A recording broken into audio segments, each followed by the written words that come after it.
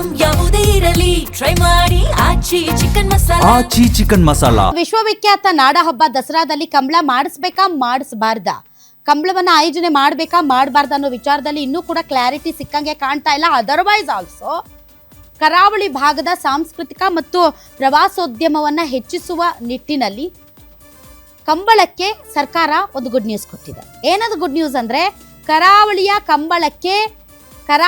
23 ಕಂಬಳ ಕೂಟಗಳಿಗೆ ತಲಾ 5 ಲಕ್ಷ ರೂಪಾಯಿ ಅನುದಾನ ಕೊಡೋದಕ್ಕೆ ತೀರ್ಮಾನ ಮಾಡಿದೆ.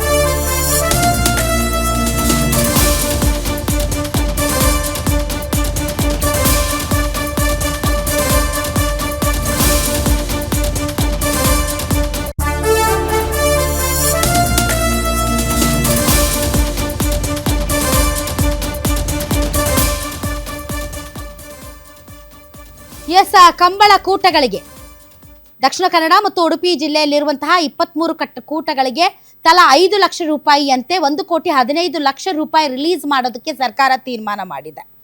23 ಸಾಂಪ್ರದಾಯಿಕ ಕೂಟಗಳಿಗೆ ಪ್ರವಾಸೋದ್ಯಮ ಇಲಾಖೆ ಧನ ಸಹಾಯ ಮಾಡ್ತಾ ಇದೆ.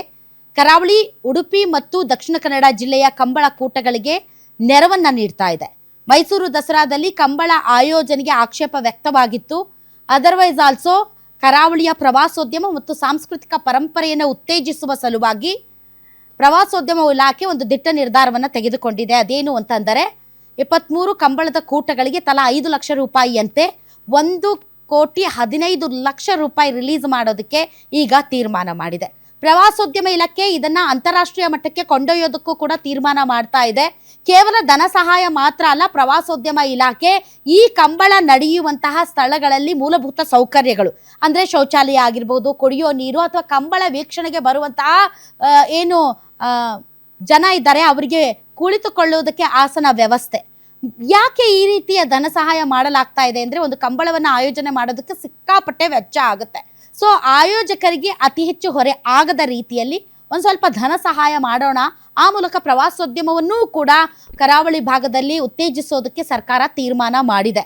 ಇನ್ನು ಕಂಬಳ ನಡೆಯುವಂತಹ ಸ್ಥಳ ಮತ್ತು ಕಂಬಳಕ್ಕೆ ಸಂಬಂಧಪಟ್ಟಂತಹ ಡೀಟೇಲ್ಸ್ಗಳನ್ನು ಪ್ರವಾಸೋದ್ಯಮ ಇಲಾಖೆ ತನ್ನ ಅಧಿಕೃತ ವೆಬ್ಸೈಟ್ ಸೇರಿದಂತೆ ಸೋಷಿಯಲ್ ಮೀಡಿಯಾದಲ್ಲಿ ಅಂತಾರಾಷ್ಟ್ರೀಯ ಮಟ್ಟದಲ್ಲಿ ಇದಕ್ಕೆ ಪ್ರಚಾರ ಕೊಡೋದಕ್ಕೂ ಕೂಡ ತೀರ್ಮಾನ ಮಾಡಲಾಗಿದೆ. ಅಷ್ಟೇ ಅಲ್ಲ, ಕಂಬಳವನ್ನ ರಾಜ್ಯ ಕ್ರೀಡೆ ಅಂತ ಘೋಷಣೆ ಮಾಡಿ ಬಜೆಟ್ನಲ್ಲಿ ಅದಕ್ಕೆ ವಿಶೇಷ ಅನುದಾನವನ್ನು ಕೊಡೋದಕ್ಕೂ ಕೂಡ ತೀರ್ಮಾನ ಮಾಡಲಾಗಿದೆ. ಸೊ ಈಗಿರುವಂತಹ ಏಕೈಕ ಪ್ರಶ್ನೆ, ಮೈಸೂರು ದಸರಾದಲ್ಲಿ ಕಂಬಳ ಮಾಡ್ತಾರಾ ಅಂತ. ಈ ಬಗ್ಗೆ ಹೆಚ್ಚಿನ ಡೀಟೇಲ್ಸ್ ಕೊಡೋದಕ್ಕೆ ನನ್ನ ಕಲೀಗ ಸುರೇಶ್ ಈಗ ದೂರವಾಣಿ ಸಂಪರ್ಕಕ್ಕೆ ಬಂದಿದ್ದಾರೆ. ಇದರ ಬಗ್ಗೆ ಹೆಚ್ಚಿನ ಡೀಟೇಲ್ಸ್ ಕೊಡೋದಕ್ಕೆ. ಸುರೇಶ್, ನನ್ನ ಧ್ವನಿ ಕೇಳಿಸ್ತಾ ಇದೆಯಾ ತಮಗೆ? ಕೇಳಿಸ್ತಾ ಎಸ್, ನನಗಿರುವಂತಹ ಪ್ರಶ್ನೆ, ಮೈಸೂರು ದಸರಾದಲ್ಲಿ ಕಂಬಳವನ್ನ ನಡೆಸ್ತಾರಾ ನಡೆಸಲ್ವಾ?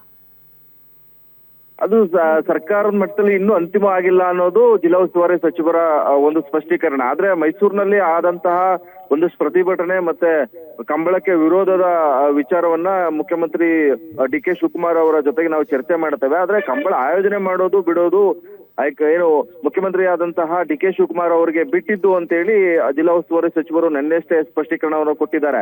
ಆದ್ರೆ ಇದ್ರ ಮಧ್ಯದಲ್ಲಿ ಮುಖ್ಯಮಂತ್ರಿ ಸಿದ್ದರಾಮಯ್ಯ ಮುಖ್ಯಮಂತ್ರಿ ಆಗಿರ್ತಕ್ಕಂಥ ಡಿ.ಕೆ. ಶಿವಕುಮಾರ್ ಅವರು ಕಂಬಳಕ್ಕೆ ಉತ್ತೇಜನ ಮಾಡುವ ನಿಟ್ಟಿನಲ್ಲಿ ಪ್ರವಾಸೋದ್ಯಮ ಇಲಾಖೆ ಮೂಲಕ ಈಗ ಕಂಬಳ ಆಯೋಜನೆಯ ಕೂಟಗಳಿಗೆ ಏನು ತಲಾ 5 ಲಕ್ಷವನ್ನ ಕೊಟ್ಟಿದ್ದಾರೆ.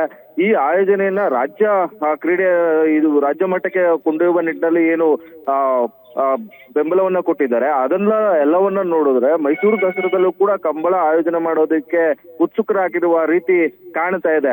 ಯಾಕಂದ್ರೆ ಹಿಂಭಾಗ ಏನು ಇಂಡೈರೆಕ್ಟ್ ಆಗಿ ಕಂಬಳವನ್ನ ನಾವು ರಾಜ್ಯ ಮಟ್ಟಕ್ಕೆ ನಾವು ಕೊಂಡೊಯ್ತೀವಿ ಅಂದ್ರೆ ಅದು ವಿಶ್ವವಿಖ್ಯಾತ ನಾಡ ಹಬ್ಬ ದಸರಾ ಇಡೀ ವರ್ಲ್ಡ್ ವೈಡ್ ಫೇಮಸ್ ಆಗುತ್ತೆ. ಇಲ್ಲೂ ಕೂಡ ಕಂಬಳವನ್ನ ಆಯೋಜನೆ ಮಾಡುವ ಮೂಲಕ ವಿಶ್ವವ್ಯಾಪಿ ನಾವು ಕೊಂಡೊಯ್ಯಬೇಕು ಅನ್ನೋ ಒಂದು ನಿಟ್ಟಿನಲ್ಲಿ ಈ ಅನುದಾನವನ್ನ ಏನು ಪ್ರೋತ್ಸಾಹದ ಮಾದರಿಯಲ್ಲಿ ಬಿಡುಗಡೆ ಮಾಡಿರೋದ ರೀತಿಯನ್ನ ನೋಡಿದ್ರೆ ಮೈಸೂರು ದಸರಾದಲ್ಲಿ ಯಾರು ಯಾವುದೇ ವಿರೋಧವನ್ನ ಮಾಡಿದ್ರು ಕೂಡ ನಾವು ಕಂಬಳವನ್ನ ಆಯೋಜನೆ ಮಾಡ್ತೇವೆ ಅನ್ನೋ ಒಂದು ಉತ್ತರವನ್ನ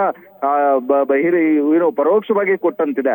ಹೀಗಾಗಿ ಈ ವಿಚಾರಕ್ಕೆ ಸಂಬಂಧಪಟ್ಟಂತೆ ಮೈಸೂರು ದಸರಾ ವಿಚಾರದಲ್ಲಿ ಮುಖ್ಯಮಂತ್ರಿ ಡಿ ಕೆ ಶಿವಕುಮಾರ್ ಅವರು ಇನ್ನು ಸ್ಪಷ್ಟ ನಿಲುವಿಗೆ ಬಂದಿಲ್ಲ. ಒಂದ್ ಕಡೆ ಪರಿಸರವಾದಿಗಳು, ಮೈಸೂರಿನ ಇತಿಹಾಸ ತಜ್ಞರು ಎಲ್ಲರೂ ಕೂಡ ವಿರೋಧವನ್ನು ವ್ಯಕ್ತಪಡಿಸ್ತಾ ಇದ್ರೆ, ಮತ್ತೊಂದು ಕಡೆ ಕೂಡ ಕಂಬಳ ಮಾಡಿ ಅಂತೇಳಿ ಮೈಸೂರಿನಲ್ಲೂ ಕೂಡ ಕೆಲವರು ಕಂಬಳಕ್ಕೆ ಪ್ರೋತ್ಸಾಹ ಕೊಡೋಣ ಅಂತ ಹೇಳ್ತಿದ್ದಾರೆ. ಇದರ ಮಧ್ಯೆ ಮುಖ್ಯಮಂತ್ರಿಗಳು ಯಾವ್ದು ನಿರ್ಧಾರ ತೆಗೆದುಕೊಳ್ತಾರೆ ಅನ್ನೋದು ಕೂಡ ಸಾಕಷ್ಟು ಕುತೂಹಲಕ್ಕೆ ಕಾರಣ ಆಗಿದೆ. ರಾಧಾ. ಥ್ಯಾಂಕ್ ಯು ಸುರೇಶ್, ನಿಮ್ಮ ಈ ಎಲ್ಲ ಮಾಹಿತಿಗಾಗಿ.